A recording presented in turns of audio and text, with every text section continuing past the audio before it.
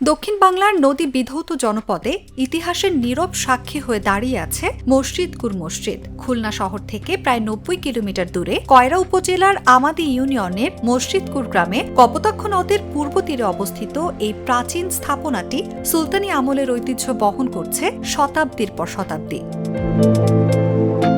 ১৪৫০ থেকে ১৪৯০ সালে খান জাহান আলীর শিষ্য বুড়া খান ও ফতে আলী আমাদি গ্রামে কাছারি স্থাপন করে শাসন করতেন। সে সময়ে তারা মসজিদকুর নির্মাণ করেন। মসজিদটি প্রায় ৪৫ একর জায়গার উপর নির্মিত। পীর খান জাহান রহমতুল্লাহ আলাইহি তার সাথীবর্গ সহযোগর বুড়া খা তারা এখানে ওই সময় আসছিল, এখানে এসে এই মসজিদটা নির্মাণ করেছিল। ইতিহাসের কথা এটা পাওয়া যায়। ফরাসি আমলের কারণ যেখানে আর কি শেষ বিদায় হয় বাংলার শেষ নবাব, ওই সময় ইংরেজদের যে সেনাবাহিনী গঠন করা ছিল, এই সেনাবাহিনীর ভেতরে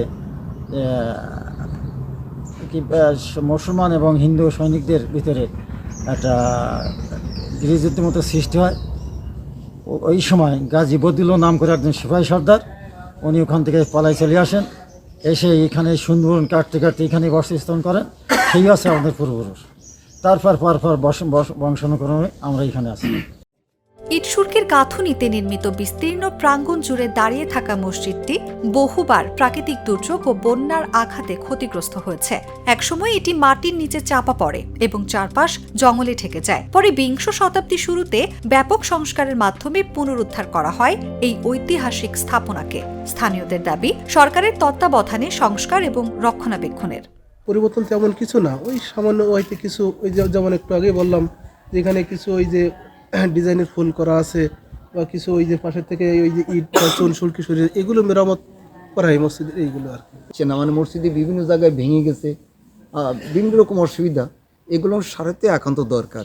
সংস্কার এবং রক্ষণাবেক্ষণের পাশাপাশি সরকারিভাবে ইমাম রাখারও দাবি জানান মসজিদকুরের সহ সভাপতি। বলেন, এই এলাকায় মসজিদে একজন ইমাম রাখার খরচ বহন করার মতো সামর্থ্য নেই, তাই সরকারি উদ্যোগ প্রয়োজন।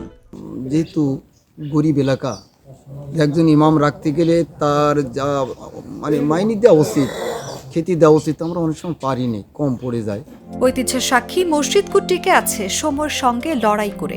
সরকারি সংস্কার, রক্ষণাবেক্ষণ ও ইমাম নিয়োগের মাধ্যমে আরো কয়েকশো বছর এটিকে টিকিয়ে রাখা সম্ভব বলে মনে করেন স্থানীয়রা। নিউজ ডেস্ক, জাগো নিউজ।